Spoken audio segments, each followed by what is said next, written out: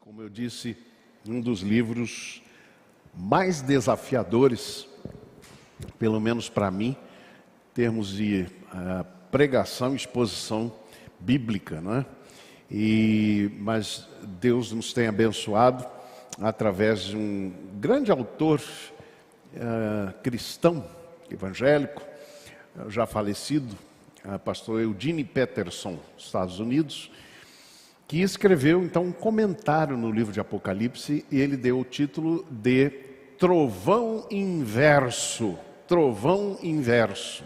E é exatamente o comentário no livro do Apocalipse, e ele usa como, digamos, fio de compreensão ou de hermenêutica a expressão as últimas palavras.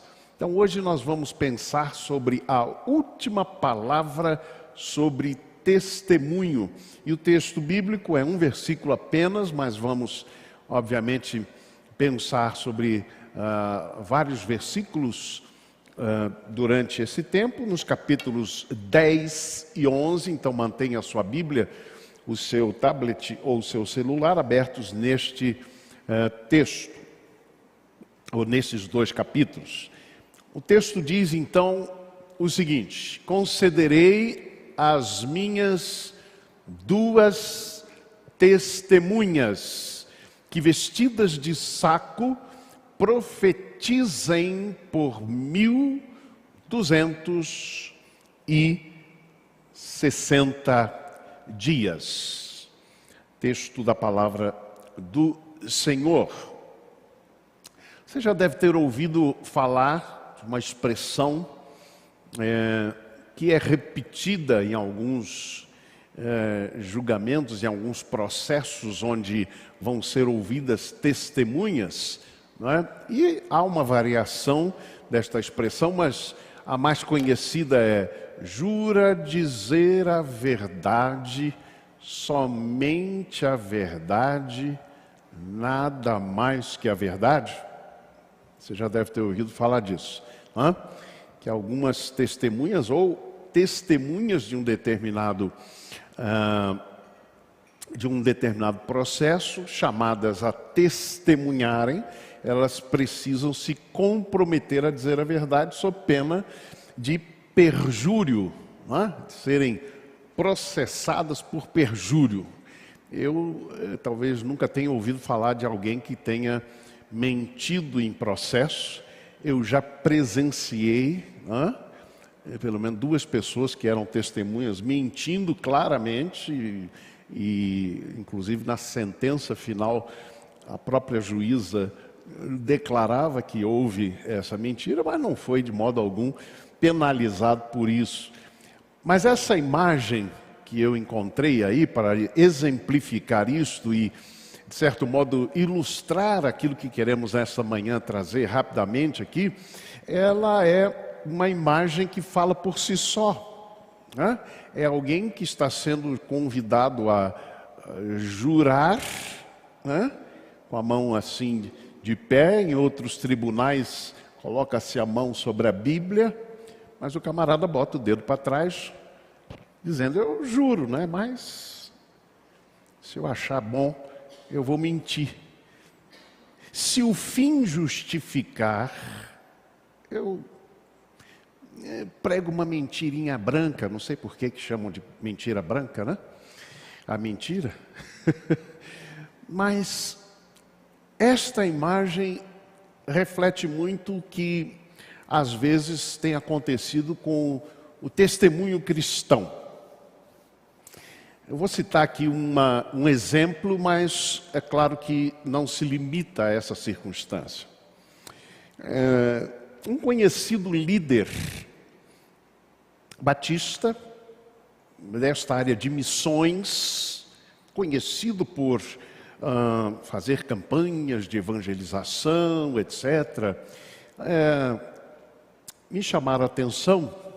Diz: dá uma olhadinha no Instagram desse fulano de tal para ver o que ele botou. E ele simplesmente fazia divulgação de um dos famosos vídeos de fake news sobre uma determinada pessoa, um determinado político.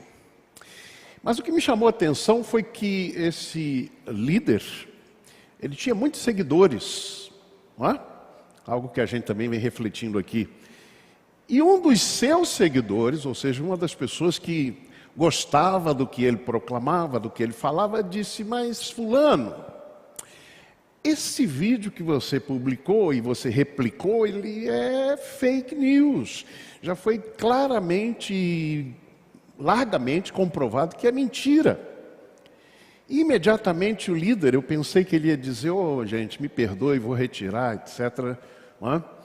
Não, ele disse: não importa. O que importa é a gente combater esse determinado candidato ou determinada candidata. Eu fiquei horrorizado, porque eu conheço pessoalmente esse líder. Eu fiquei horrorizado porque, será que é isso mesmo? Então, a verdade não importa, os fins justificam os meios. Fiquei pensando que, às vezes, nós cristãos estamos apresentando diante do mundo um testemunho e não um testemunho verdadeiro. Testemunho e não um testemunho. Infelizmente, este caso que mencionei não foi um ponto fora da curva, não. Há muitos casos que a gente poderia aqui mencionar. Foi cantado no início deste culto o cântico Cartas para o Mundo. Eu queria que você prestasse atenção na letra dele. Eu quero ser a expressão do teu amor. Somos teus filhos, queremos ser as tuas mãos. Queremos ser as mãos de Deus neste mundo. Eu quero ser remido e me parecer com meu Redentor. Parecer com quem? Com Jesus. A Bíblia vai dizer: na sua boca não se encontrou mentira. Ser como Cristo, ser a imagem do meu Criador, Deus.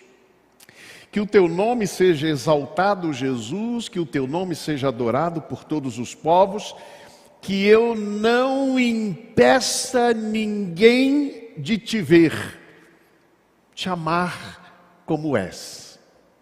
Eu posso impedir alguém de ver Jesus Cristo como Ele é, pelas minhas atitudes, pela minha vida, porque alguns vão começar a dizer: ah, mas é assim que é um cristão? Mas é assim. Então eu não quero este cristianismo. E há tantos que rejeitam o cristianismo. Aliás, Dietrich Bonhoeffer, que eu menciono de vez em quando aqui, até a Débora de vez em quando me diz: oh, de novo, né? Você só cita esse autor? Não, eu cito outros também, mas este é o especial para mim. E Dietrich Bonhoeffer diz algo muito interessante sobre isto, no seu livro Vida em Comunhão. Está falando da vida da igreja. E neste livro, que faz parte na produção do Brasil, do livro chamado Discipulado, ele diz algo muito interessante. Ele diz que diferentes pessoas entrariam na igreja e diferentes pessoas rejeitariam a igreja se tão somente a palavra de Jesus é que fosse pregada. Tão somente a palavra de Jesus fosse pregada. Será que nós estamos apresentando diante do mundo um testemunho ou um testemunho genuíno? Olha o que Paulo diz em 2 Coríntios capítulo 2, versículos 2 a 3, aliás, concluindo aqui o cântico, né? Ele diz: santificado seja o teu nome, que a terra se prostra em louvor a ti, Jesus. Algo que Benilton chamou a atenção quando cantou sobre comunhão, né? O mundo vai saber que vocês são meus discípulos se vocês amarem uns aos outros. Para que o mundo creia que tu me enviaste, ó Pai, que eles sejam um, assim como eu e tu somos um. Para que o mundo creia. Lembra o líder que eu falei? Em vários momentos ele entoava a linda canção de missões mundiais, para que o mundo creia. Lembra dessa canção? Várias vezes. Mas em certo momento ele perdeu a noção do que é este testemunho que eu preciso dar, inclusive da verdade. Pois bem, Paulo diz assim, 2 Coríntios 3, 2 a 3, vós sois a nossa carta escrita em nosso coração, conhecida e lida por todos os homens, estando já manifestos como carta de Cristo produzida pelo nosso ministério, escrita não com tinta, mas pelo Espírito do Deus vivente, não em tábuas de pedra, como era comum na época, mas em tábuas de carne, isto é, nos corações. Agora preste atenção na tradução da Bíblia A Mensagem. A vida de vocês é uma carta que qualquer um pode ler, simplesmente olhando para vocês. É assim? É. O próprio Cristo a escreveu. Não com tinta, mas com o Espírito do Deus vivo. Essa carta não é escrita na pedra, mas entalhada em vidas humanas, e nós a publicamos. Não poderíamos estar mais seguros de que vocês são a nossa carta de recomendação, escrita pelo próprio Cristo para Deus. Não pensaríamos em escrever tal carta. Só Deus pode escrever uma carta assim. Sua carta nos autoriza a levar adiante este novo plano de ação. O plano não foi escrito com tinta sobre papel, com muitas páginas de notas de rodapé, matando o seu espírito. Foi escrito em sintonia, o espírito com o nosso espírito. A vida de Deus com a nossa vida. Cartas para o mundo. Termina a canção, eu quero ser carta para o mundo, escrita pelas tuas próprias mãos. O livro de Apocalipse, capítulos 10 e 11, falam sobre a última palavra sobre testemunho. E diz o livro de Apocalipse, cita na carta à igreja de Pérgamo, de um tal de Antipas, que morreu durante a perseguição movida pelo Império Romano. Vamos lembrar que estamos aqui no ano 96 depois de Cristo, da nossa era. Ano 96, quando o Império Romano moveu, não no ano 96 apenas, já vinha desde Nero, o imperador romano, depois agora nós estamos em Diocleciano. E ele moveu, os imperadores romanos moveram tremenda e profunda perseguição contra os cristãos por causa do testemunho de Jesus. Por causa do testemunho da verdade. E Antipas, da igreja de Pérgamo, morreu nessa perseguição. E ele foi chamado minha fiel testemunha. Apocalipse capítulo 2, 13. Jesus também é descrito como a fiel testemunha, Apocalipse capítulo 1, versículo 5. O que é que essas duas personagens têm em comum? Jesus e Antipas. O que é que eles têm em comum? Ambos morreram. Porque a palavra testemunha significa exatamente como passou para o nosso vocabulário. É o mártir. É alguém que morre pela sua fé. Mas não apenas pela sua fé, alguém que morre pela verdade. Verdade não apenas sobre Deus, mas a verdade de Deus sobre a nossa realidade. É isso que significa ser testemunha. Ah, pastor, então para ser testemunha eu tenho que morrer? Não necessariamente. Para ser testemunha, você tem que ter uma conexão, um compromisso com a verdade. Ainda que se justifiquem aí, pregar algumas mentiras para alcançar determinado fim, você como testemunha de Deus, testemunha de Jesus, testemunha do Evangelho, você precisa ter esse compromisso. É claro que a consequência, em muitas vezes, vai ser você enfrentar perseguição, muitas vezes dificuldades, muitas vezes incompreensões por você estar firmado na verdade. Olha o que Isaías, capítulo 43, versículo 10, diz. Vós sois as minhas testemunhas, diz o Senhor, e meu servo a quem escolhi, para que o saibais e me creais, e entendais que eu sou o mesmo, e que antes de mim Deus nenhum se formou, e depois de mim nenhum haverá. Nós somos chamados a sermos testemunhas, e agora falarmos, testemunharmos com a vida diante do mundo e da sociedade. Primeiro aspecto que eu quero chamar a sua atenção é a inspiração para o testemunho. É isso que vai nos falar Apocalipse capítulo 10, versículos 1 a 7. Vi outro forte anjo que descia do céu, vestido de uma nuvem, por cima da sua cabeça estava o arco-íris. O seu rosto era como o sol, os seus pés como colunas de fogo, e tinha na mão um livrinho. A gente já viu aqui que livro, do grego, é biblion, de onde vem Bíblia.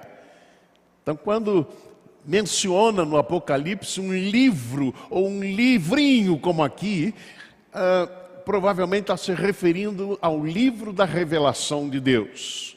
Há uma, digamos, antevisão da Bíblia, como nós a temos. Olha, alguém já disse que a principal dificuldade do testemunho cristão está na timidez. Como é que nós podemos dizer com sinceridade quem é Deus e o que significa eternidade em um mundo como o nosso?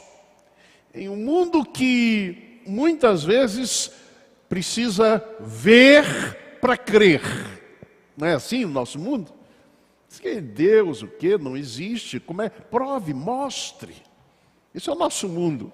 E alguém já disse de forma muito interessante que há uma incoerência no nosso mundo, porque há uma multidão que crê, por exemplo, em seres de outro planeta sem ter nenhuma prova. E qual é o problema de crer em anjos? O testemunho aqui, ele vem por meio de um anjo forte. Mas o que quer dizer isto? E eu pergunto a você que está aqui nessa manhã, não precisa levantar a mão para eu ver. Você acredita em anjos, na existência de anjos? Sim ou não? Não responde, não levanta a mão. Mas pensa aí no seu coração. Você acredita em anjos? Essa palavra aparece no Apocalipse 80 vezes. Repetidamente aparece esta expressão. Eugene Peterson diz algo muito profundo. Ele diz o seguinte: anjos são um meio bíblico de representação do invisível. Acreditar neles significa reconhecer que o mundo de Deus é muito maior, é muito mais rico do que aquilo que nós podemos ver com os nossos olhos. É isso que inspira o nosso testemunho, é saber que a vida não encerra aqui neste mundo matéria. E é isto que o anjo faz, ou a presença de anjos fazem aqui ao inspirarem o nosso testemunho. Nós devemos crer que a verdade de Deus é muito maior do que aquela que a gente consegue enxergar. De que o mundo de Deus é muito maior do que essa realidade dada. Que a vida é muito mais do que esses 70, 80, talvez 100 anos que alguns possam chegar a viver aqui neste mundo. É muito maior do que isso. Há um infinito. É inspiração para o nosso testemunho crer na realidade de Deus, não apenas na realidade do mundo. Eu gosto muito de Jürgen Moltmann, um teólogo alemão, que escreveu Teologia da Esperança. Em 1952 ele escreveu esse livro. E é muito interessante, porque ele diz: quem espera em Cristo começa a contradizer a realidade dada. Ou seja, quem sabe o que Deus prometeu para o amanhã, não se contenta apenas com o mundo dado, com a realidade dada. É o que a gente podia chamar da utopia cristã. Isso é inspiração para o nosso testemunho. Quando João diz que um anjo forte veio e proclamou esta verdade. Anjos existem para nos encorajar, não para nos distrair, escreveu Eugene Peterson. Eles nos inspiram em crer que a vida é muito mais do que essa realidade do nascer, crescer, estudar, trabalhar, comer, beber, dormir, morrer. A vida não é só isso. Há uma vida eterna. Há um Deus e há uma realidade superior a esta que nós vemos. Segundo, a autoridade para o nosso testemunho, ou para o testemunho. Olha o que diz aqui nos versículos 9 e 11. Fui ter com o anjo, João falando. Lhe pedi que me desse o livrinho, e disse-me ele: toma-o e come-o. Ele fará amargo o teu ventre, mas na tua boca será doce como mel. Tomei o livrinho da mão do anjo e o comi, e na minha boca era doce como mel, mas depois que o comi, o meu ventre ficou amargo. E então ele me disse: importa que profetizes outra vez a muitos povos e nações e línguas e reis. Interessante. Antes de testemunhar, antes de falar, João precisou comer o livrinho, o Biblion, a Bíblia. Eu assisti um vídeo que eu fiquei pensando no absurdo que pode surgir na cabeça de algumas pessoas. Era um cristão que com um garfo e uma Bíblia como essa, começou a comer o papel. E dizendo: faça isso, faz bem, a Bíblia manda. Ele disse: não entendeu nada. Não entendeu nada. Ele pode comer aquele papel ali da Bíblia que foi feita, pode ter uma tremenda dor de barriga, um outro problema até mais sério, mas isso não muda em absolutamente o seu testemunho. Sabe o que muda o testemunho? É você digerir o ensino da palavra de Deus. É isso que a Bíblia quer dizer com comer o livro. É digerir, porque antes de testemunhar, eu preciso que essa palavra faça sentido na minha vida. Ela precisa ser encarnada na minha vida. Senão meu testemunho é vão. Conta-se que um missionário foi pregar lá um dos países da África. E ele, quando chegou lá, um missionário muito famoso, quando ele chegou lá, ele começou a pregar, e era uma região onde um antigo missionário tinha iniciado o trabalho e ele tinha morrido. E ele começou a pregar sobre Jesus para aquela tribo. Aprendeu a língua, ele começou a pregar. E o pessoal começou a dizer assim, os nativos começaram a dizer: Nós já conhecemos esse homem do qual o Senhor está falando. Ele viveu entre nós. Eu disse, impossível. Jesus morreu lá há 2000 anos, há mais de 2000 anos atrás. Não é possível que vocês estão me dizendo isso. Ele disse, nós vamos mostrar lá onde é que ele está enterrado. E quando chegou lá, era o túmulo daquele missionário. Ele viveu o Evangelho, encarnou na sua própria vida. Ele viveu de tal modo, meus amados irmãos, que o seu testemunho tinha autoridade. E esse é o problema do testemunho cristão no tempo presente. A Bíblia diz que se o sal se tornar insípido, ele nada mais presta, a não ser pisado pelos homens. Ele diz, vós sois o sal da terra. Vocês é que dão sabor a este mundo. Ele diz, vocês são a luz do mundo. Quando nós deixamos de viver a palavra encarnada em nossas vidas, o nosso testemunho perde a autoridade. E alguém pode dizer para nós, eu não posso ouvir as tuas palavras, porque a tua vida fala muito alto. Isso pode ter um sentido positivo, mas pode ter também um sentido negativo. O testemunho está fundamentado na palavra de Deus. Antes de testemunhar, é preciso comer o livrinho. Terceiro aspecto que eu chamo a sua atenção quanto aos desafios ao testemunho.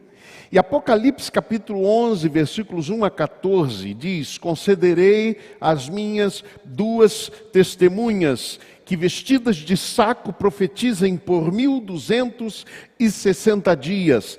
Essas são as duas oliveiras e os dois candeeiros que estão diante do Senhor da terra. Se lembram do termo que mencionei aqui, que é traduzido em nossas versões como testemunha? Testemunha é mártir, ou de onde vem a nossa palavra mártir, né? Que é alguém que morre pela verdade, ou morre por conta de uma verdade que ele vive, que ele prega. Assim foram os mártires do Evangelho, do cristianismo. Muitos que foram mortos por pregarem a palavra da verdade. Meus amados irmãos, este texto nos mostra o grande desafio do testemunho é exatamente perseguições, lutas, desafios, às vezes até a morte, por conta da verdade. É de gente que não abre mão da verdade do Evangelho, da verdade que não apenas prega, mas vive por causa da palavra, ou não abre mão mesmo que enfrentando dificuldades e lutas. O texto nos ensina que o tempo de terror, de perseguição, está limitado. Quando se fala nesse tempo aqui, 1260 dias, ou 42 meses, ou 3,5 anos.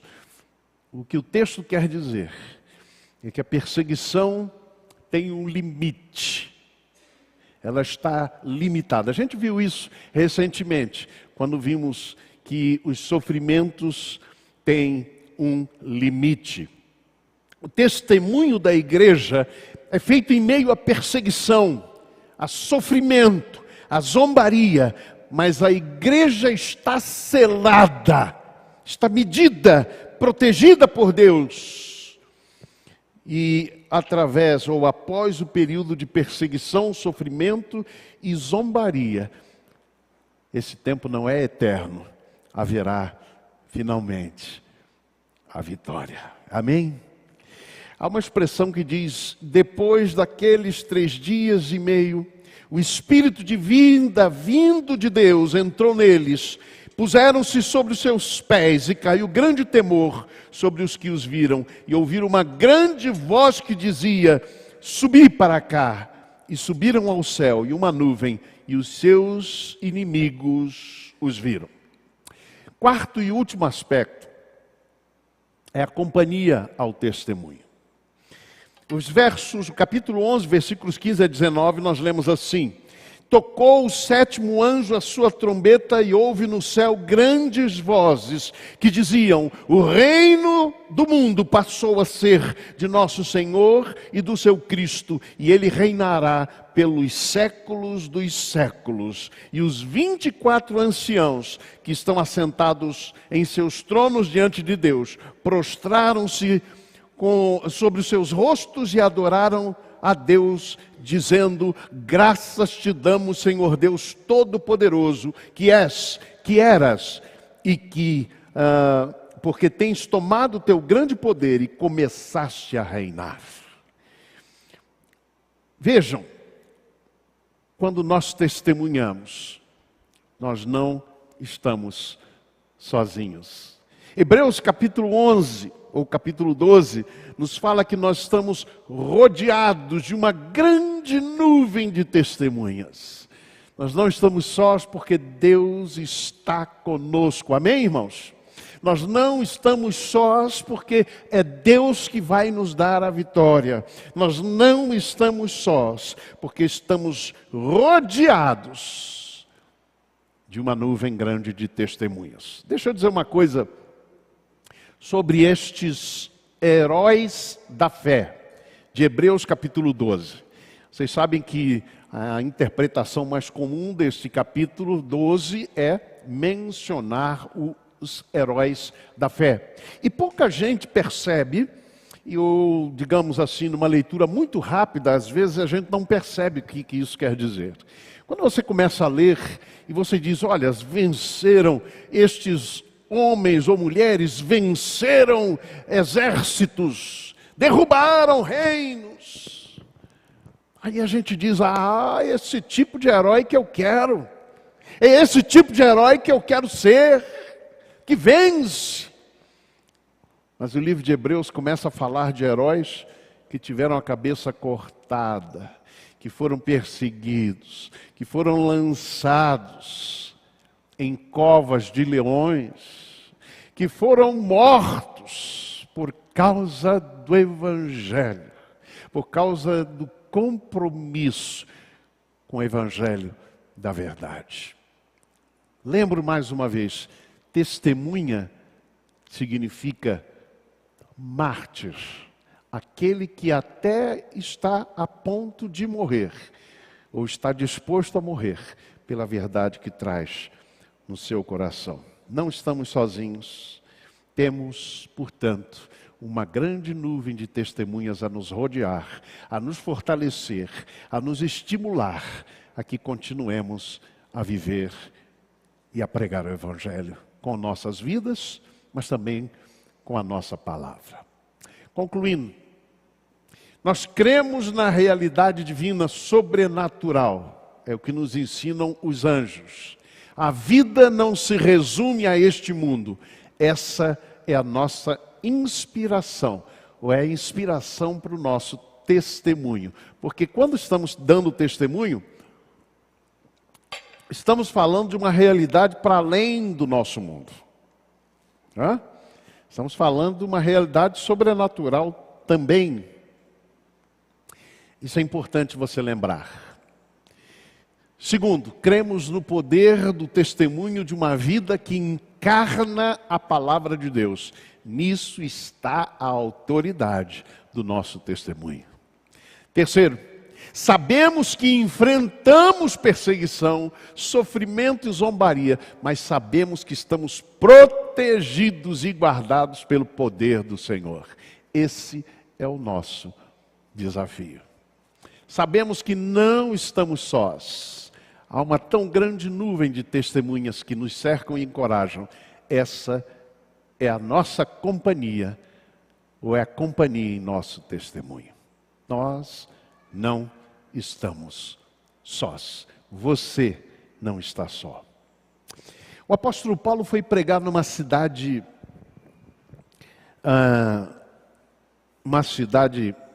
grande, uma cidade difícil, como Corinto, uma cidade portuária, e quem já viveu em cidades portuárias sabe como é que é a vida, principalmente próximo ao porto, né?